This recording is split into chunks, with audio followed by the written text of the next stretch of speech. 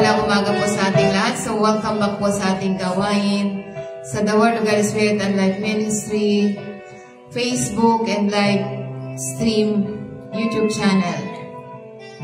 So, isa mapagpalang umaga po sa aming founder ng The Word of God Spirit and Life Ministry, kay Pastor Alfred Islam, sa buong pamilya, lahat ng mga members ng The Word of God Spirit and Life Ministry. Good morning, good morning. At isang mapagpalang umaga din po sa aming pastor sa Bohol. Kay Pastor Tupi Luyomo ng Bohol. Good morning sa iyo, Pastor, sa buong pamilya, lahat ng mga members ng The Word of God Spirit and Life Ministry, Bohol. Good morning, good morning. At isang mapagpalang umaga din po sa Claveria, Ani. Kay Pastora Ria Daguhoy, sa buong pamilya, lahat ng mga members ng The Word of God Spirit and Life Ministry, Claveria, Ani. At ganoon din sa Cebu kay Pastora Say Pinute. Sa mapagpalang umaga sa Pastora sa buong pamilya, lahat ng mga members, at kay Pastor Tupi Luyomo ng Bohol. So good morning sa buong pamilya, lahat ng mga members, at sa Claveria, Mati. Kay Pastor Bernie Silagunya, sa buong pamilya, lahat ng mga members, at kay Pastor Galdo ng Camiguin Island, at Pastora Annabel Pitalio. So, sa mapagpalang umaga po sa ating lahat. So, welcome back po sa ating gawain dito sa The Word of God Spirit and Life Ministry. Sa mapagpalang umaga po sa lahat ng mga million viewers, lahat po ng The Word of God Spirit and Life Ministry San Isidro Homes. Good morning, good morning. So tayo po'y manalangin upang mahanda natin ang ating sarili sa magandang balita.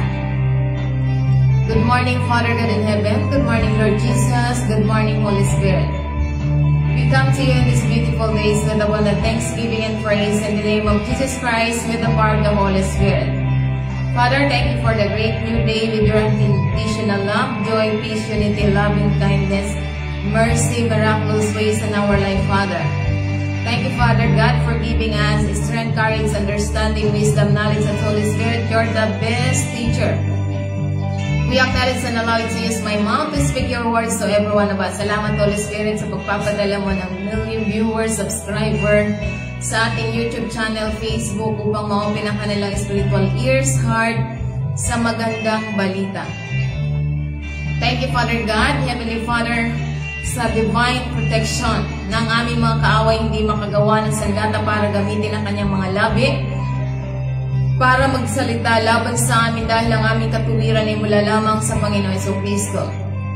Thank you, Father God, sa anointing to impart to me, to destroy, to cancel, to rebuke all the works of our enemies, against principalities, against power, against the rulers of darkness of this world, against spiritual wickedness in high places, Satan, demons, evil spirit, spirit of witchcraft, spirit of anxiety, spirit of poverty, spirit of death, mga espiritu ng witchcraft, manggagaway, mambabara, mangkukulam, mga espiritu ng kapre, duwende, espiritu ng nicotine, espiritu ng alak, espiritu ng fornication, adultery, mga espiritu ng paghihiganti. Ginagapos ko, tinatalian ko, ibinabalik ko sa hadis ng iyong pinanggalingan. Your defeated enemies through the blood of Jesus Christ, naglinis at patawad sa lahat ng aming mga kasalanan. At sa pamamagitan ng latay ng Panginoon Jesucristo, ang mga tao ng Diyos complete healing ang natanggap ng mga tao ng Diyos. Receive healing right now in the name of Jesus Christ of Nazareth. Receive victorious life, successful life, abundant life na nagkaloob ng Panginoong Jesucristo, sa pangalan ng Panginoong Jesucristo ng taga Nazareth.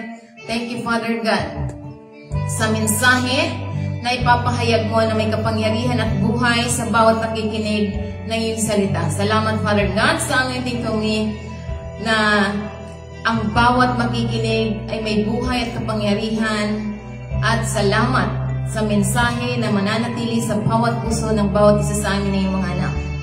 Thank you, Father God. Thank you, Lord Jesus. Thank you, Holy Spirit. All the glory and honor belongs to you. In Jesus' name we pray. Amen. Praise the Lord. Glory to God. Sa mapagpalang umaga po sa ating lahat, lalo-lalo na sa million viewers na ipinadala ng Panginoon sa The Word of God Spirit and Life Ministry, San Isidro Homes, Cabuyao. Pastora Vivian Lizardo, inibitahan ko po kayong lahat na makinig dito sa ating gawain So, ano ba yung ating pag-uusapan na magandang balita ayon sa Biblia? So, kaya nga ito'y magandang pagnilay-nilayan ng magandang balita. So, ang ating pag-uusapan, ano ang ibig sabihin ng pag-asa sa lakas ng Diyos? So, ito yung ating pagninilay-nilayan ng pag-asa sa lakas ng Diyos sa isang pangunahing tema ng mga Kristiyano. Ito'y konsepto ng nag-uugat sa pagkilala na ang lakas at kakayahan ng tao ay limitado lamang. At ang pag-asa sa Diyos ay napakahalaga para tayo ay magtagumpay sa mga hamon sa buhay. Kaya nga narito yung mga aspeto ng pag-asa sa lakas ng Diyos na kailangan natin na tayo'y umasa lamang. Dahil ang tao ay may kahinaan. Kaya nga unang pagnilay-nilayan natin, una, kahinaan ng Diyos, kahinaan ng tao at ang lakas ng Diyos na dapat tayo'y umasa sa Diyos sapagkat ang tao ay limitado lamang ang kakayahan. So kaya sinasabi niya sa 2 Corinthians chapter 12 verse 9, ngunit sinasabi niya sa akin, ang aking biyaya ay sapat na sa inyo sapagkat ang aking kapangyarihan ay nagiging sakdal sa kahinaan. Kaya't ipinagyayabang ko ang aking mga kahinaan upang ang kapangyarihan ng Panginoong Kristo ay manahan sa akin. So kaya nga ito'y sinasabi na sumasalamin sa pagkaunawa ni Pablo sa biyaya at lakas ng Diyos na inihayag sa mga sandaling kahinaan ng tao. Hindi kaya tayo nito bilang mananampalataya na makahanap ng lakas sa biyaya ng Diyos sa halip na umasa lamang sa iyong sariling kakayanan o sa ating kakayanan. So kaya nga ito sinasabi na ito'y nagbibigay diin sa kahinaan ng lakas ng tao kumpara sa walang limitasyong kapangyarihan ng Diyos.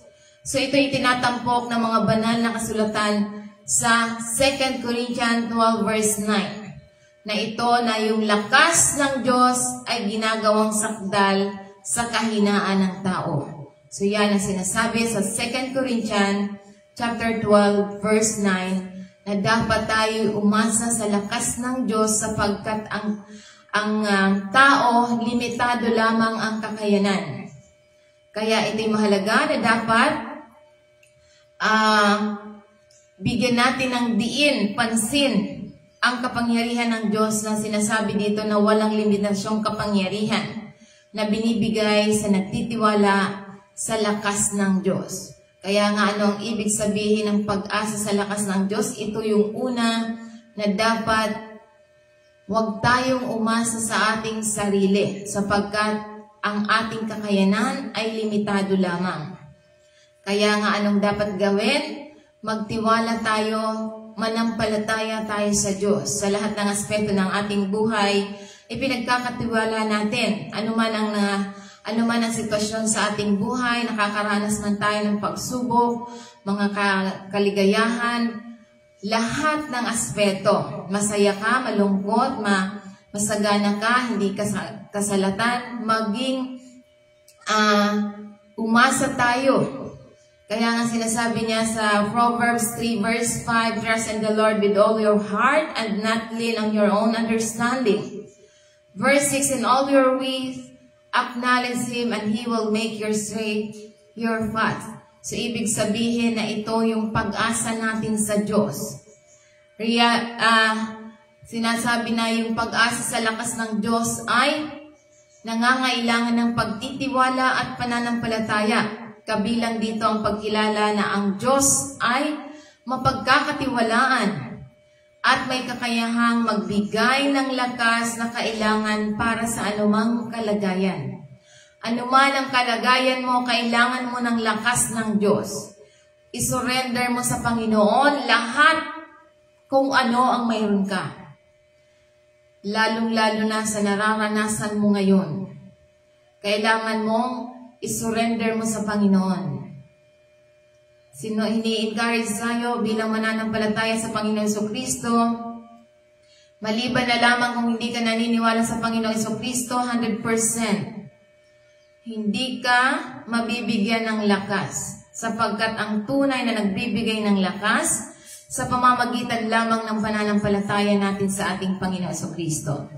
Hinihikayat tayo bilang mananampalataya magtiwala sa buong puso sa Panginoon at huwag manalig sa ating sariling pangunawa. So yan ang sinasabi na trust in the Lord. So kaya nga ito yung emphasize the importance of complete reliance on God. Trusting in the Lord involves surrendering our plans and desire to His wisdom and guidance. So kaya nga ito yung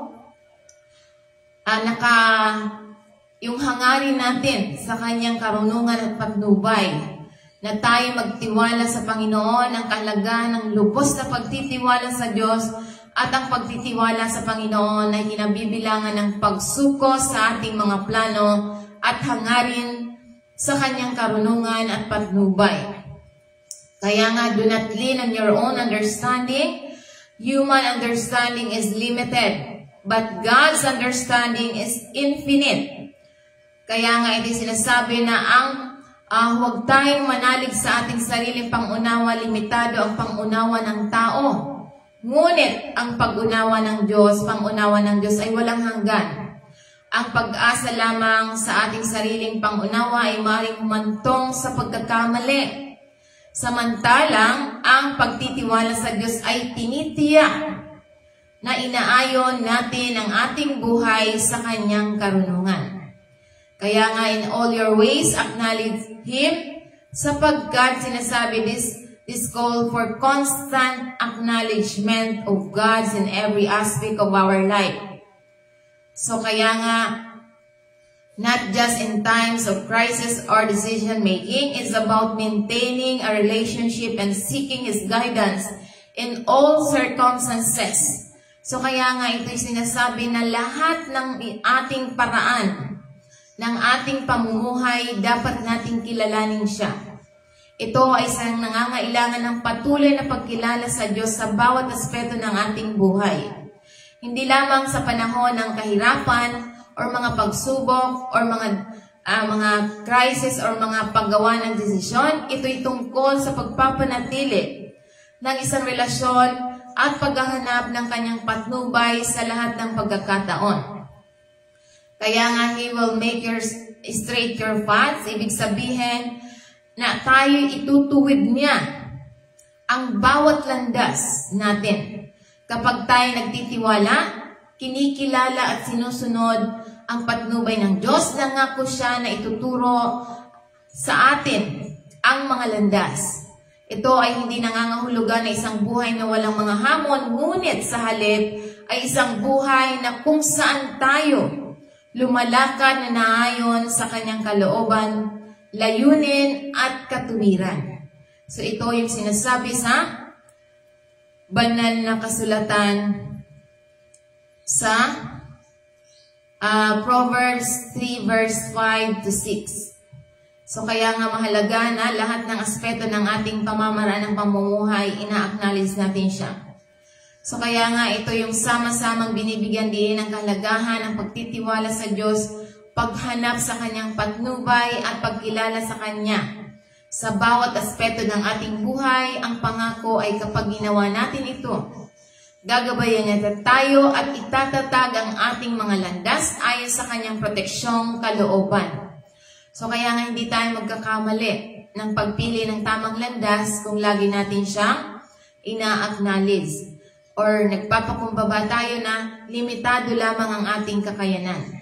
So ano pa ang tinuturo? Kailangan nating manalangin at isuko, pagsuko. Kaya nga ito'y sinasabi na ang panalangin ay isang pangunahing paraan ng pagpapahayag ng mga pananampalataya, ang pagtitiwala sa lakas ng Diyos. Ang panalangin, hinahanap ng mga individual ang patnubay, provision at empowerment ng Diyos. Ang pagsuko sa mga personal na plano at pagnanais na umayon sa kalooban ng Diyos ay isang mahalagang aspeto ng pag-asa sa Kanyang lakas. So kaya nga ito'y mahalaga na dapat sinusuko natin ang ating sarili. Kaya nga, sinasabi niya sa Philippians 4 verse 6, huwag tayong mabalisa. Anuman yung ating kailangan, ipaalam natin sa Kanya sa pamamagitan ng panalangin may pasasalamat.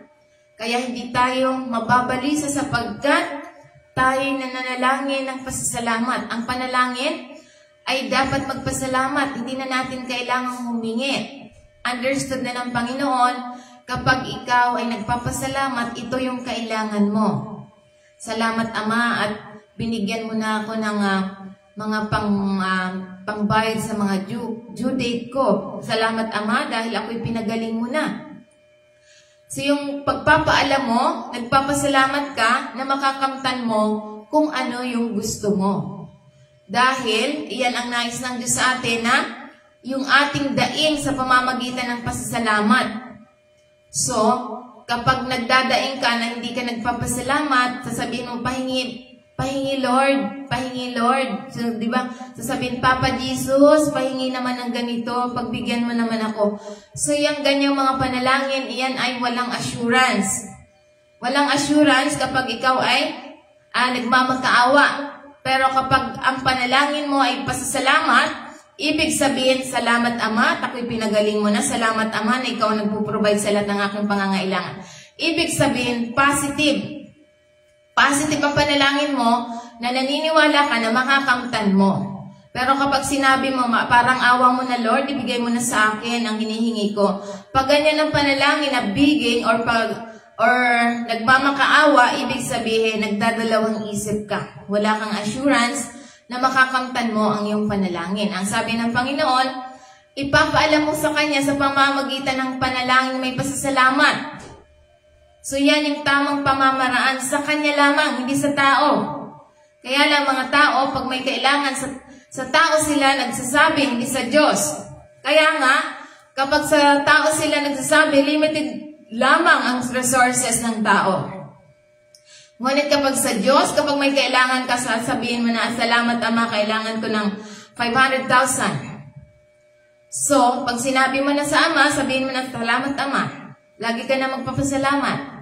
Dahil kapag lagi ka nagpapasalamat, hindi ka kayang tiisin ng Ama. Dahil naniniwala ka na ipagkakaloob sa iyo ang kailangan mo. So, yan ang pananampalataya. Ang pag-asa sa lakas ng Diyos. So, ganyan ang pag-asa sa lakas ng Diyos na sa Kanya ka lamang umaasa. Wala kang ibang inaasahan. So, ano pa ang sinasabi? Pagtatagumpayan ng ang mga hamon. So, kaya nga ito ang buhay ay madalas na puno ng mga hamon.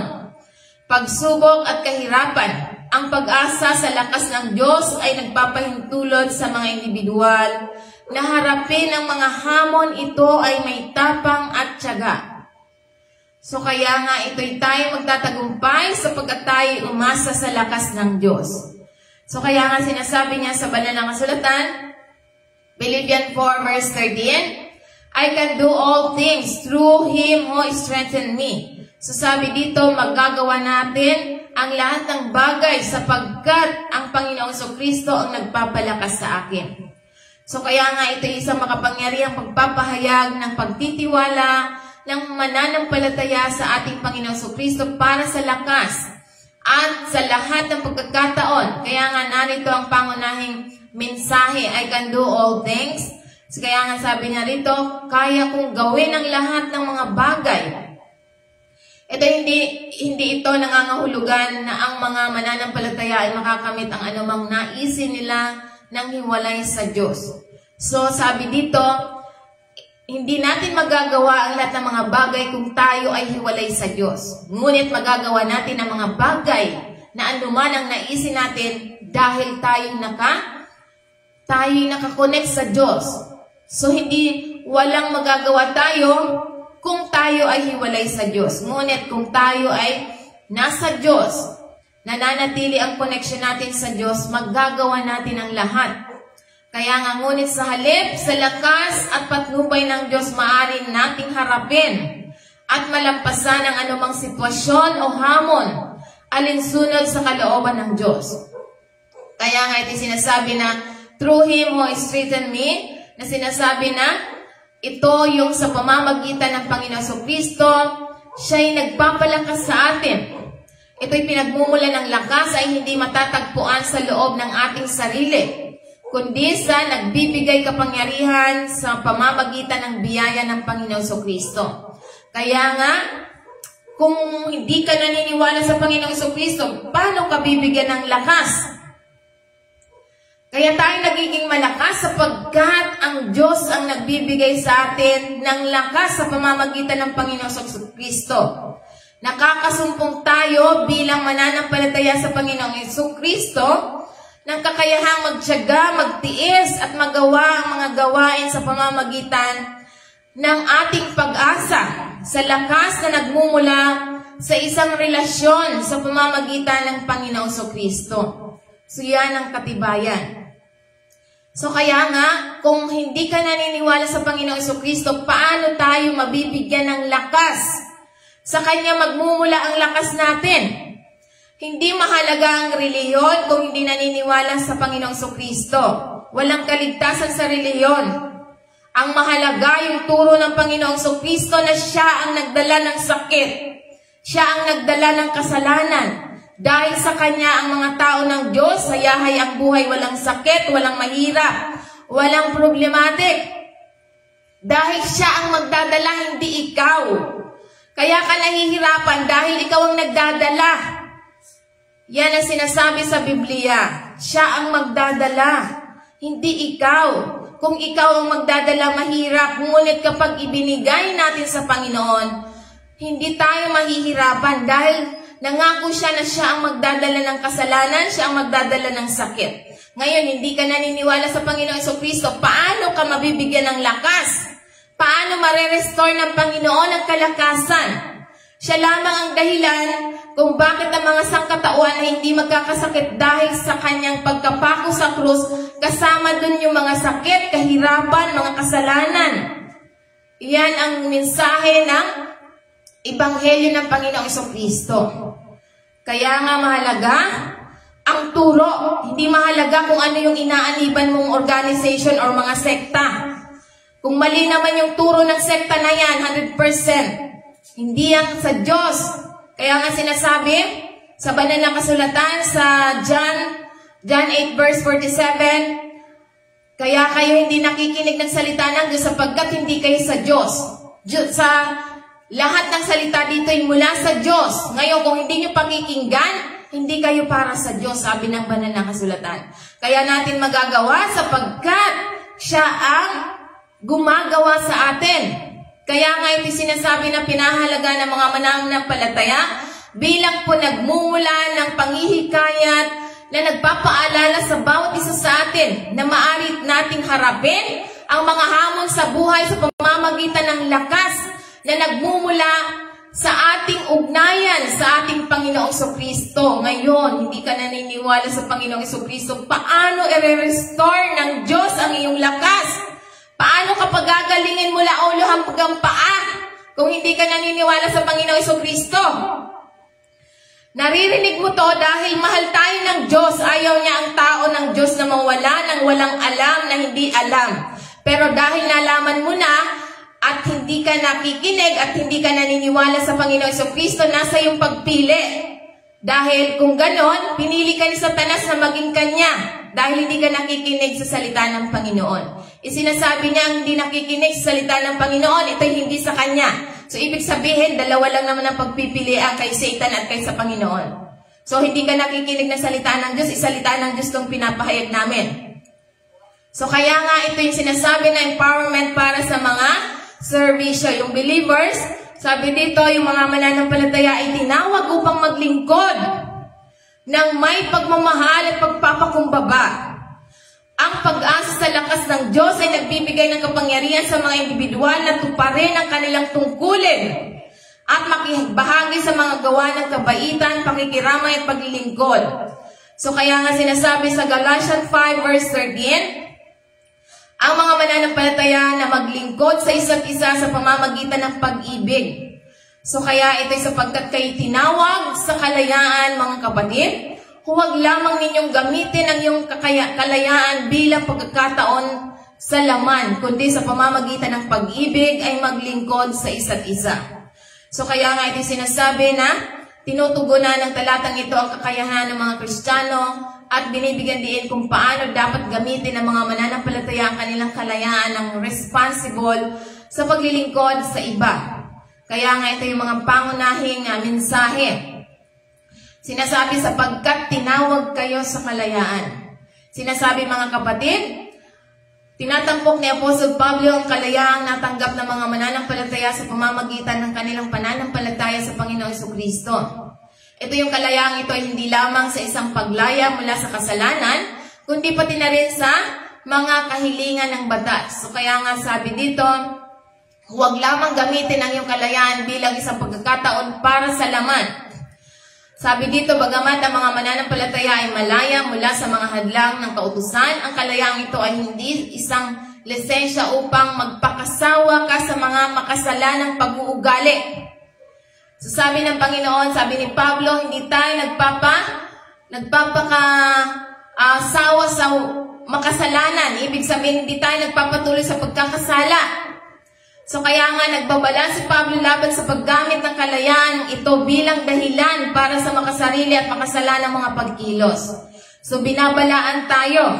Bagamat tinanggap natin ng Panginoon Jesucristo, dapat patuloy tayong gumawa ng mabuti, hindi sa makasalanang pagkilos at makasariling makasalanan. So yan ang sinasabi sa banal na kasulatan na sinasabi dito na ngunit sa pamamagitan ng pag-ibig ay maglingkod sa isa't isa sa halip na gamitin ang kanilang kalayaan para sa pagsasaya sa sarili. Ang mga mananampalataya ay hinihikayat na ipahayag ang kanilang kalayaan sa pamamagitan ng mga gawa ng pagmamahal at paglilingkod sa iba.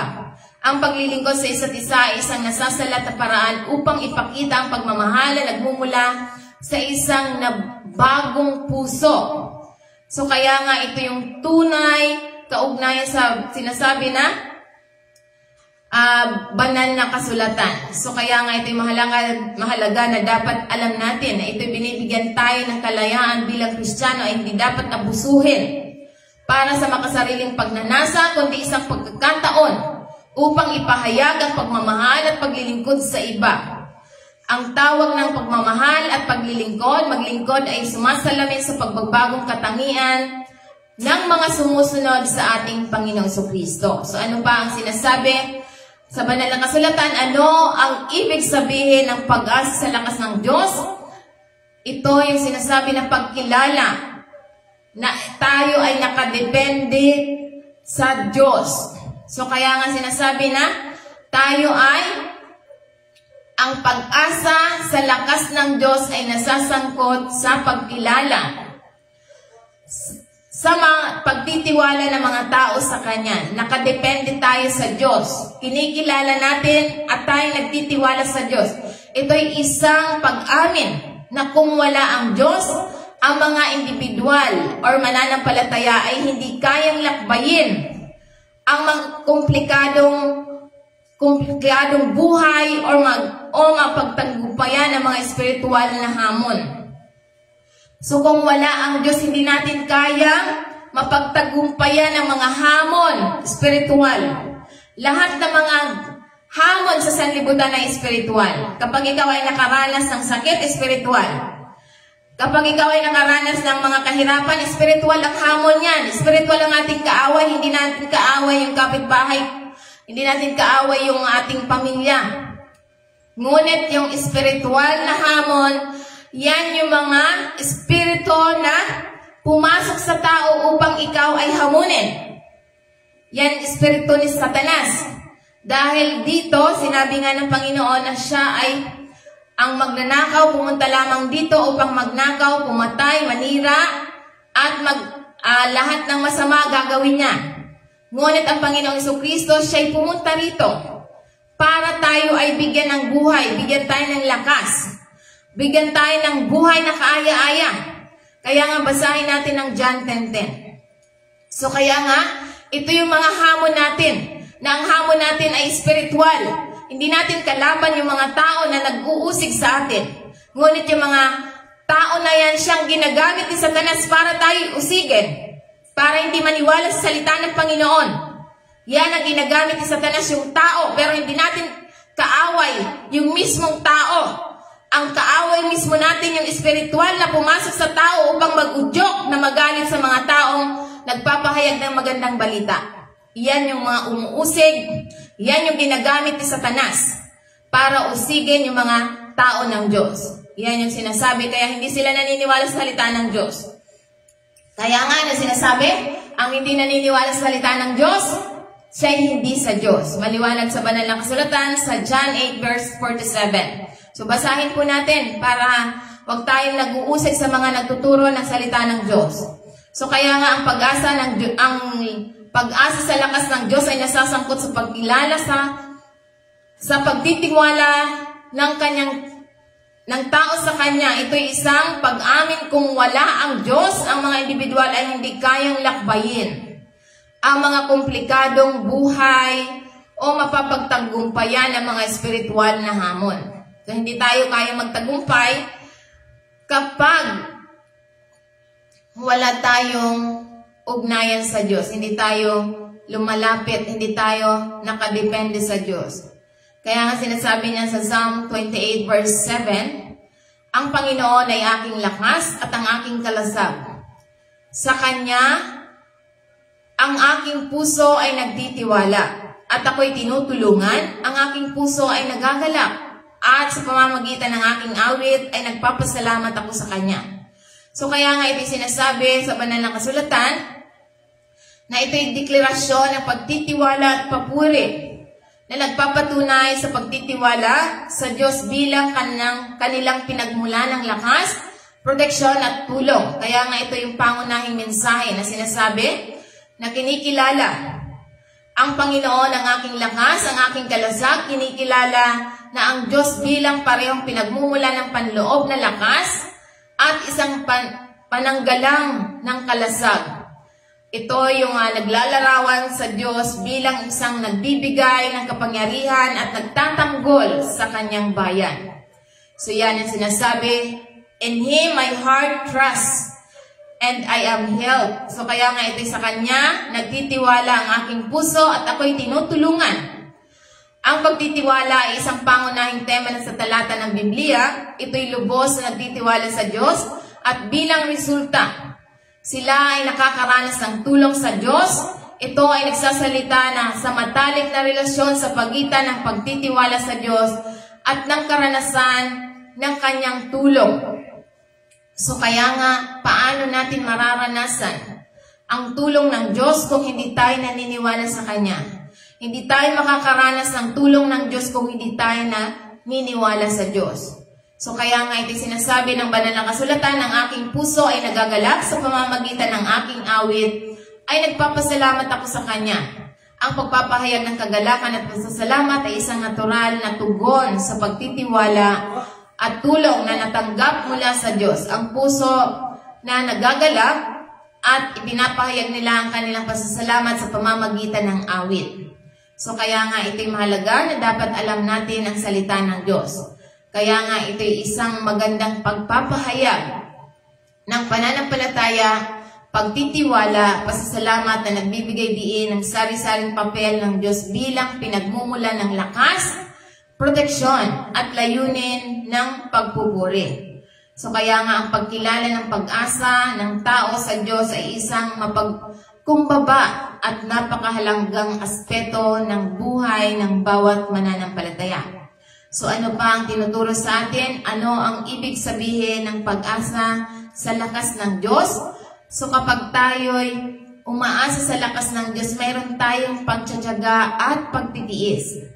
So kung tayo punong-puno ng pag-asa sa lakas ng Diyos, tayo kahit na anumang mga pagsubok na dumarating sa atin, tayo nagtsatsaga at nagtitiis. Hindi tayo nagrereklamo, hindi tayo nangangatwiran, hindi tayo nababagot. Sasabihin mo, humingi na ako ng tawad, ba't hanggang ngayon may sakit pa rin ako? Lagi-lagi naman ako humihingi ng tawad, pero hanggang ngayon may sakit pa rin ako. Kailangan natin na magtiyaga. Antayin natin na panghawakan natin ang ating pananampalataya. Dahil kapag lagi nating kino-confess na tayo magaling na 100%. Hindi niya kayang tiisin tayo bilang mga anak na nagtitiis tayo na tayo ay nakakaranas ng sakit. So kaya nga magtiyaga tayo sa ating pananampalataya at pagtitiis. Dahil sabi niya, bibigyan niya tayo ng kalakasan. Babaguhin niya tayo, bibigyan niya tayo ng lakas na parang agila. Kapag tayo nagtsatsaga sa ating pananampalataya na pinanghahawakan natin ang ating pananampalataya sa Diyos. So kaya nga ito'y sinasabi sa Isaiah 40 verse 31, ngunit silang naghihintay sa Panginoon ay magbabago ng kanilang lakas. Sila'y sasampa na may mga pakpak na parang mga agila. Sila'y tatakbo at hindi mapapagod, sila'y lalakad at hindi manghihina.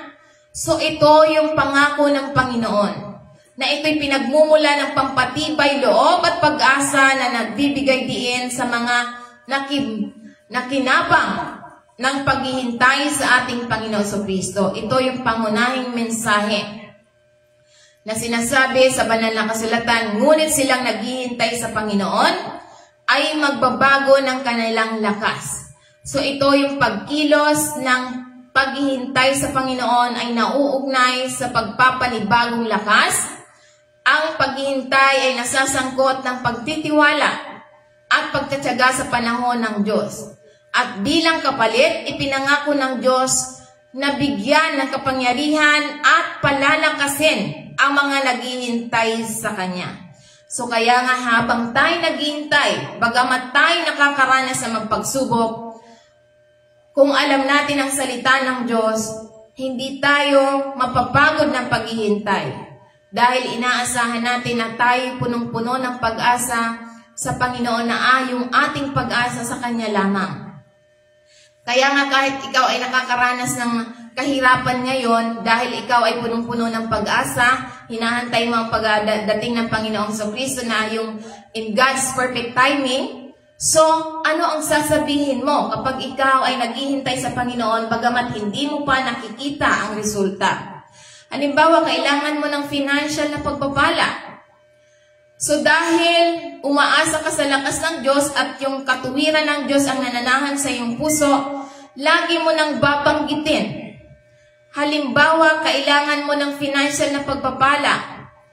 So, bagamat hindi mo pa nakikita, ano ang sasabihin mo? Dahil ikaw ay umaasa sa lakas ng Panginoon, ang sasabihin mo, my God has supply all our needs according to riches and glories of our Lord Jesus Christ. So, ibig sabihin, yung punong-puno ka ng pag-asa na sa Diyos ka magtitiwala. Kaya nga, anong resulta? Hindi kayang tiisin ng Diyos na ikaw ay lagi ka nagpapasalamat sa Kanya na sasabihin, my God has supply all our needs according to riches of our Lord Jesus Christ. Sa Kanya tayo humihingi ng lakas at mga biyaya. So kaya nga kapag lagi mo yang binabanggit sa Ama, sa Panginoon, sa pangalan ng Panginoon, 100% gagawa ng milagro ang Diyos sa iyong buhay. Hindi siya makakagawa sa iyong buhay kung wala kang pagtsatsaga at pananampalataya. So kailangan na panghawakan natin ang ating pananampalataya. Kaya nga hold fast the confession of our faith, sapagkat siya'y tapat na nangako. So, tapat ang Diyos na nangako. Kaya nga, kung pangahawakan natin 100%, ibibigay niya sa atin. Kaya lang, nasa atin pa rin ang pagpili. Hindi tayo ginawang robot ng Diyos. Tulad na lamang kapag tayo'y nakakaranas ng sakit. Kung naniniwala ka sa Panginoong Kristo, at alam mo na siya ang nagdadala ng sakit, so lagi mong sasabihin yung pananampalataya mo. Hindi yung nararanasan mo ang yung babanggitin.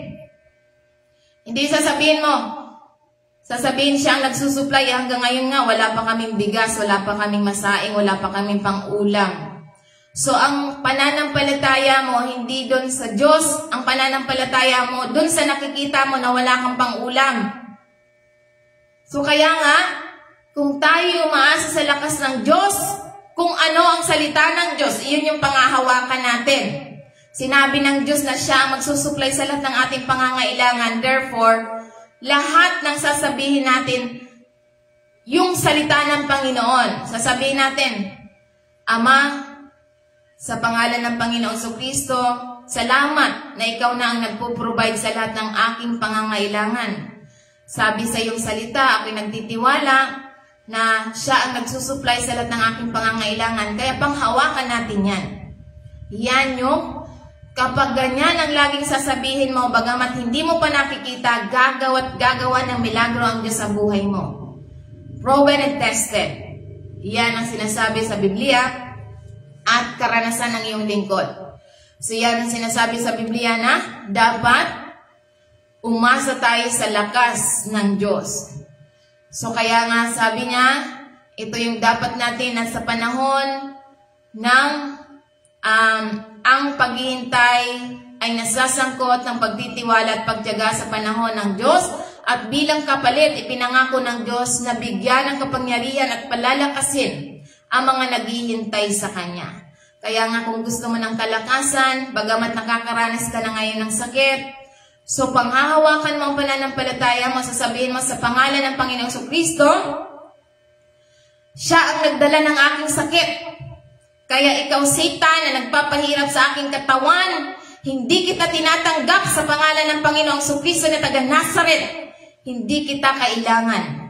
Ang nagmamay-ari ng aking katawan ngayon ay ang Panginoong Jesucristo na siyang umibig at ibinigay ang kanyang sarili. Siya'y nananahan sa akin, kaya ikaw, espiritu ng sakit sa katawan, lumayas ka sa akin, hindi kita tinatanggap sa pangalan ng Panginoong Jesucristo. Yan yung ating panghahawakan na nagtsatsaga tayo sa kabila ng nararanasan natin. Nagtsatsaga tayo, nagpapahayag ng pananampalataya dahil tayo naghihintay sa pangako ng Panginoon na tayo nagtitiwala, nagtsatsaga tayo bagamat nakakaranas yung ating physical. Ngunit ang babanggitin natin, sa pangalan ng Panginoong Jesucristo, siya ang nagdala. Kaya hindi ako ang magdadala nito. Hindi ko ito itinatanggap. So, kailangan gawin natin yan. Dapat humingi muna tayo ng tawad sa lahat ng ating mga nagawang kasalanan. Dahil hindi susunod si Satanas kung may mga kasalanan pang nakatago dyan sa iyong puso't isipan, sa iyong kaloob-looban. So yan ang dahilan kung bakit hindi siya aalis. Sasabihin ni Satanas, paano ako aalis sa katawan mo? Eh mayroon ka pang mga daladala sa iyong katawan na kasalanan. So hindi makikinig si Satanas na umalis sa iyong buhay. Ngunit kung wala nang hadlang, si Satanas ay, mabilis pa yan sa kidlat na aalis sa iyong buhay sapagkat hindi naman siya makakatagal sa mga nananahan ang banal na Espiritu ng Diyos sa buhay ng tao. Yan ang sinasabi sa banal na kasulatan na hindi mananatili ang sakit sa mga tao ng Diyos. Dahil tayo'y banal. Tayo yung pinananahanan ng banal na Espiritu ng Diyos. Siya'y tumitira sa atin. Walang titira sa tahanan ng Diyos na mga gawa ng kaaway. Ang gawa ng kaaway, mga sakit. Ano yung mga sakit na ginawa ni Satanas? High blood, mga kung ano-ano mga sinasabi ng science. So kaya nga, ito yung sinasabi na, babaguhin niya tayo. Sabi niya, yung mga nag-aantay sa Panginoon ay aangat sa mga hamon at kahirapan sa buhay. Katulad ng kung paano pumailang lang ang mga agila sa kalangitan. So kaya nga sila'y tatakbo at hindi mapapagod, sila'y lalakad at hindi manghihina. Ito'y tumutukoy sa patuloy na pagtitiis at tibay na inilaan ng Diyos sa bawat sumasampalataya. Yaong mga nagtitiwala sa Kanya ay makakaranas ng banal na kakayahan upang magtiyaga sa iba't ibang mga pangyayari sa buhay nang hindi susuko. Hindi sumusuko sa pagod o manghihina. Iyan ang sinasabi sa banal na kasulatan. Kaya nga hinihikayat tayo bilang mananampalataya na magtiwala sa panahon ng Diyos na nangako na habang naghihintay tayo sa Diyos, ang Kanyang lakas ay mababago at makakaranas tayo. Ang bawat isa sa atin ng supernatural na kapangyarihan upang harapin ang mga hamon sa buhay ng may pagtitiis at katatagan. So kaya nga ito sinasabi sa banal na kasulatan, ang paglalakbay sa buhay ay madalas nangangailangan ng pagtitiyaga at pagtitiis. Ang pagtitiwala sa lakas ng Diyos ay nagbibigay ng pagtitiis na kailangan para harapin ang mga paghihirap at patuloy sa landas ng pananampalataya. So yan yung sinasabi sa banal na kasulatan na ito yung mahalaga na nagsasabi na ang naghihintay sa Panginoon ay nagbabago ng kanilang lakas. Amen. So, babaguhin tayo ng Diyos. So, kaya nga ito sinasabi sa banal na kasulatan na ito yung ang pag-asa sa lakas ng Diyos ay isang pundasyon at aspeto ng pananampalatayang Kristiyano. Ito'y nasasangkot ng yung kahinaan ng tao ay pinalalakas sa pamamagitan ng pananampalataya na umaasa tayo sa lakas, na dapat tayo magtiwala at manampalataya sa lakas ng Diyos. At dapat tayo manalangin at pagsuko, isuko natin ang ating sarili na tayo mahina sa pamamagitan ng binigay ng Diyos na dapat tayo laging manalangin upang mapagtagumpayan natin ang mga hamon sa sanlibutan. So kaya nga ito yung sinasabi na yung pagkilala na tayo'y nakadepende lamang sa Diyos. Lahat ng gagawin ng aspeto ng ating buhay, tayo nakadepende sa Diyos at hindi sa ating sarili. Kaya nga ito'y tayo magtsatsaga at pagtitiis, ay ito yung pagkilala sa pagtitiwala ng tao na walang hanggan at hindi natitinag sa lakas ng Diyos. Ang pag-asang ito ay nagbibigay ng kapangyarihan sa mga mananampalataya na harapin ang mga hamon ng buhay ng may kumpiyansa. Ibig sabihin na may assurance, may security.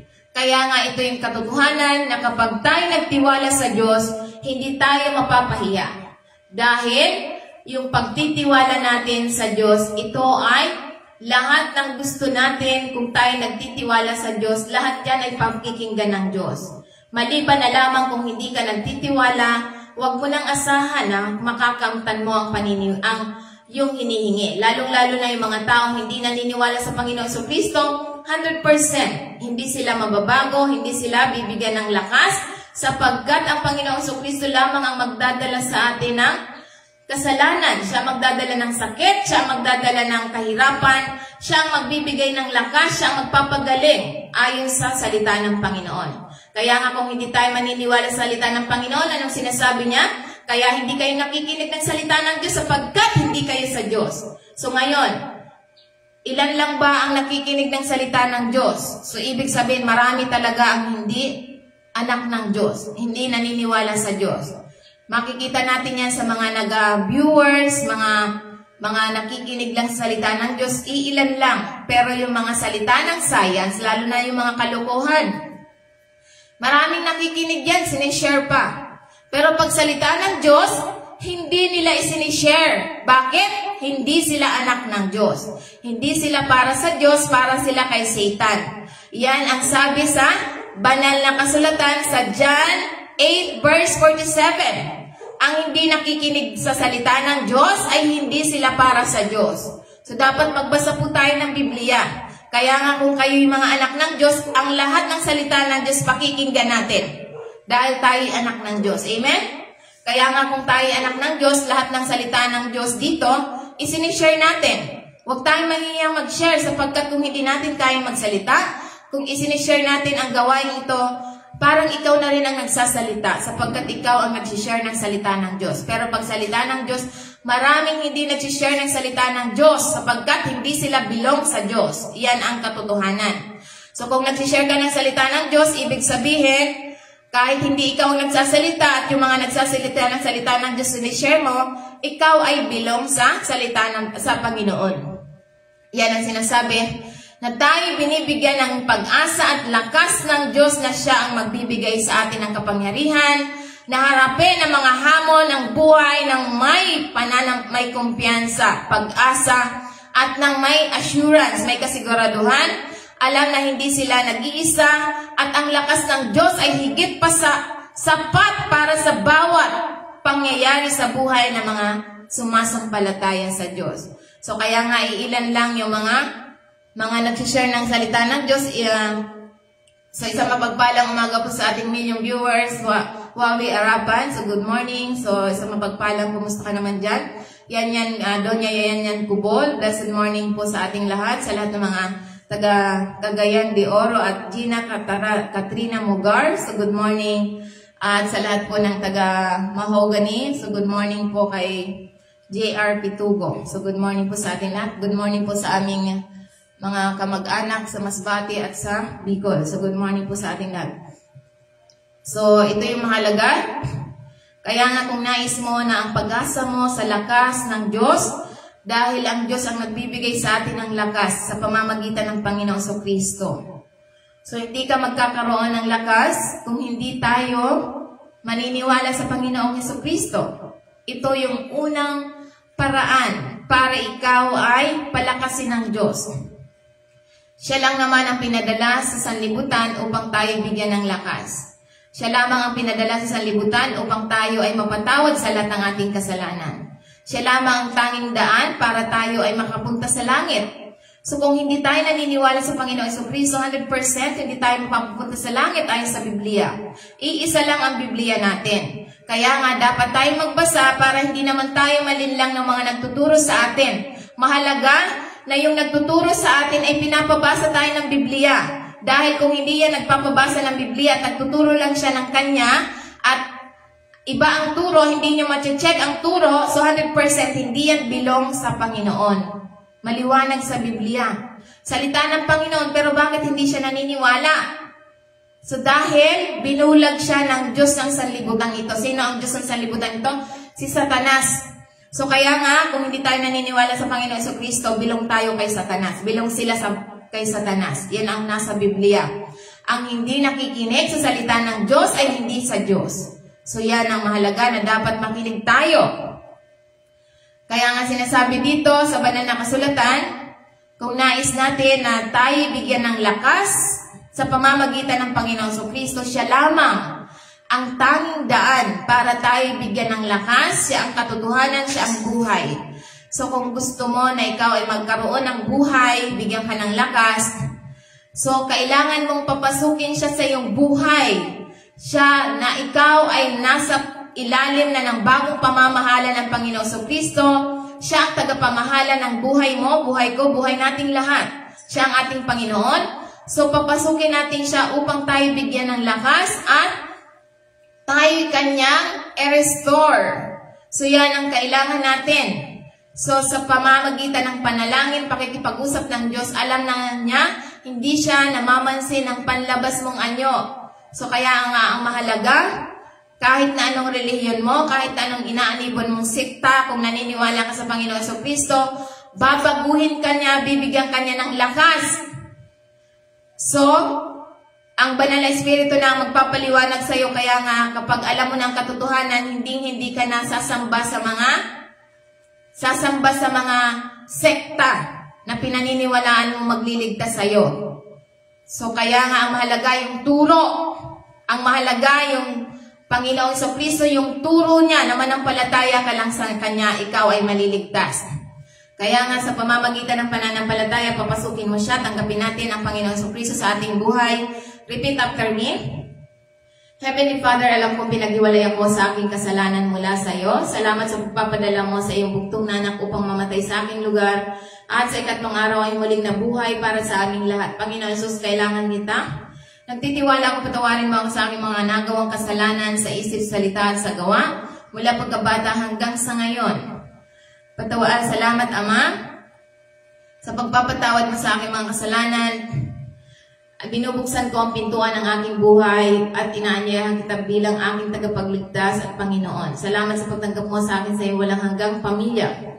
Salamat ikaw po ang maghari sa trono ng aking buhay at isulat mo ang aking pangalan sa aklat ng buhay.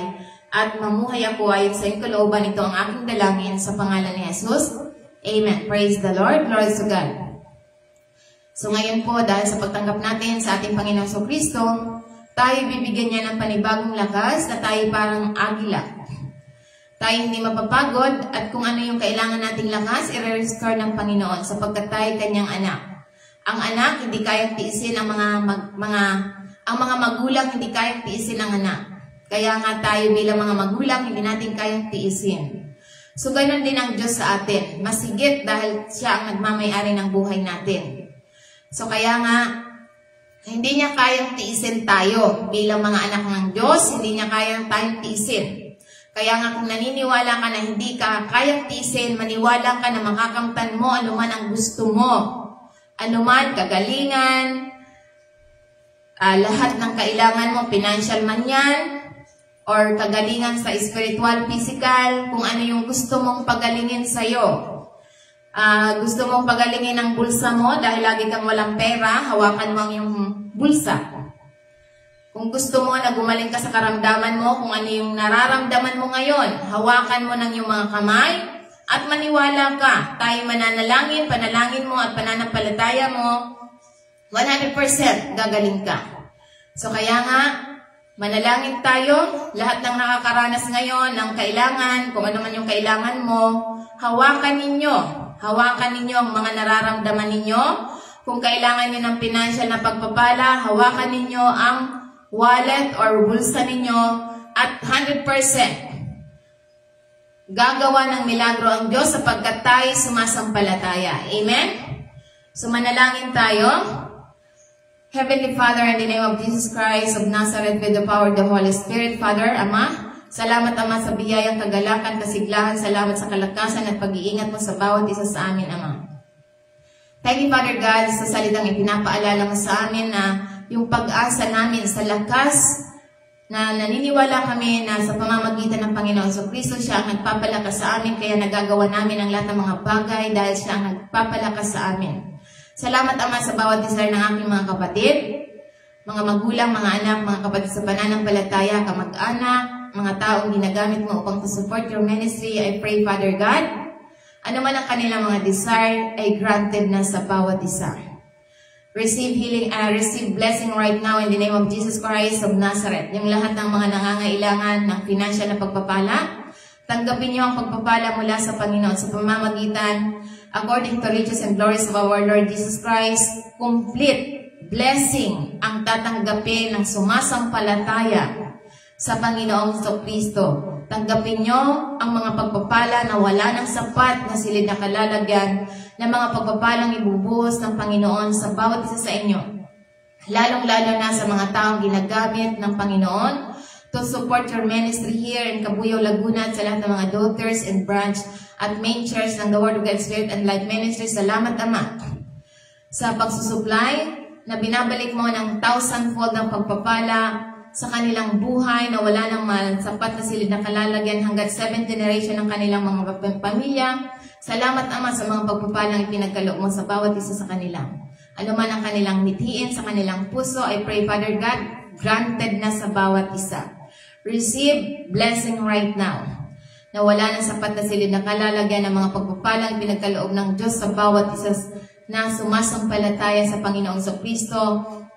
Mga anak sa Luzon, Visayas, Mindanao at whole world na mga anak ng Diyos, receive blessing right now.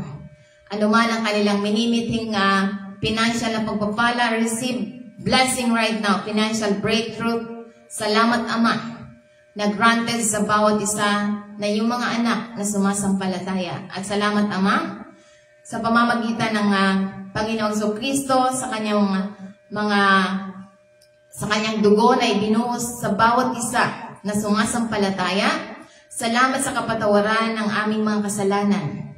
Thank you, Father God, sa pamamagitan ng iyong dugo. Kami yung salamat na natanggap namin ng divine protection ng bawat isa ng iyong mga anak sa Luzon, Visayas, Mindanao at whole world at sa lahat ng mga million viewers na ipinadala mo. Salamat, Ama, sa proteksyon na anuman ang gawin ng iyong mga anak sa Luzon, Visayas at Mindanao. Salamat sa safe and sound na lagi mong iniingatan na hindi sila mapahamak. I pray, Father God, na ingatan mo sila, hindi mapahamak, ilayo mo sila sa mga taong hindi nakaluluwalhati sa iyong pangalan, Ama.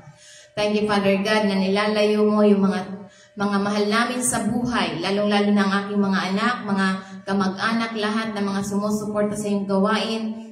Salamat, Ama, na inilalayo nyo sa lahat ng kapahamakan. Salamat sa divine protection na ipinagkakaloob mo na walang spiritong maghihiganti sa mga tao ng Diyos. Salamat, Ama. I bind in the name of Jesus Christ of Nazareth yung mga espiritu na mapaghiganti. Sa pangalan ng Panginoong Jesucristo, ginagapos kita, tinatalian kita, ibinabalik kita sa Hades. No weapon formed shall prosper against us because ang aming katuwiran ay mula lamang sa Panginoong Jesucristo, kaya walang karapatan na maghiganti sa mga tao ng Diyos. Ginagapos ko yung mga taong mapaghiganti na hindi maghihiganti, lalong-lalo na sa mga lingkod ng Diyos. Thank you, Father God, sa divine protection na binibigay mo sa sangkatauhan, sa mga lingkod ng Diyos, lalong-lalo na sa mga leader ng simbahan, sa The Word of God, Spirit and Life Ministry, sa lahat ng iyong mga anak. Thank you, Father God, na hindi magtatagumpay yung mga taong naghihiganti at ibinabalik sa kanila anuman ang kanilang gawa sa kanila, sila ang mag-aani. In Jesus' name. Thank you, Father God. Salamat, Ama, sa pamamagitan ng mga latay ng Panginoong Jesucristo. Complete healing ang natanggap ng mga tao ng Diyos right now. Thank you, Father God. Complete healing. Kaya ikaw, Espiritu na nagpapahirap sa mga tao ng Diyos, hanggang ngayon ka na lamang. Bumalik ka sa Hades sa iyong pinanggalingan.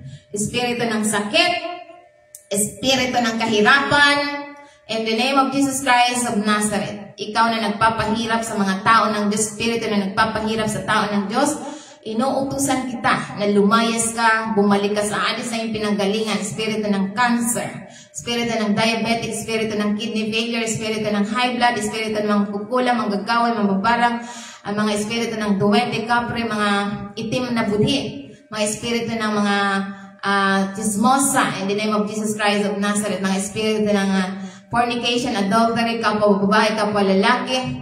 Inuutusan kita na lumayas ka sa lugar na ito sa pangalan ng Panginoong Jesucristo na taga Nazareth, your defeated enemies. Mga espiritu ng cancer sa dugo, cancer sa brain, cancer sa nerve, in the name of Jesus Christ of Nazareth. Ginagapos kita, tinatalian kita. Mga cancer sa mga bukol sa brain, in the name of Jesus Christ of Nazareth, lumayas ka sa mga tao ng Diyos sa pangalan ng Panginoong Jesucristo. Your defeated enemies, through the blood of Jesus Christ, naglinis sa patawad at sa pamamagitan ng mga latay ng Panginoong Jesucristo, complete healing ang natanggap ng mga tao ng Diyos right now. Kaya ikaw, you know and I know, your defeated enemies. So wala ka na, na-disarm ka na, wala ka ng kapangyarihan sa mga tao ng Diyos, kaya lumayas ka at huwag ka nang babalik pa sa mga tao ng Diyos. Ginagapos kita, tinatalian kita at hindi ka na babalik pa sa mga tao ng Diyos. Ikaw, Espiritu na nagpapahirap sa mga tao ng Diyos. In the name of Jesus Christ of Nazareth, receive healing right now from head to foot is normal. Normal ang brain, normal ang nerve, normal ang bones, normal ang lahat. Na-restore na lahat ng Panginoon. Receive restoration. Salamat, Ama, sa complete healing from head to foot. Salamat sa complete healing.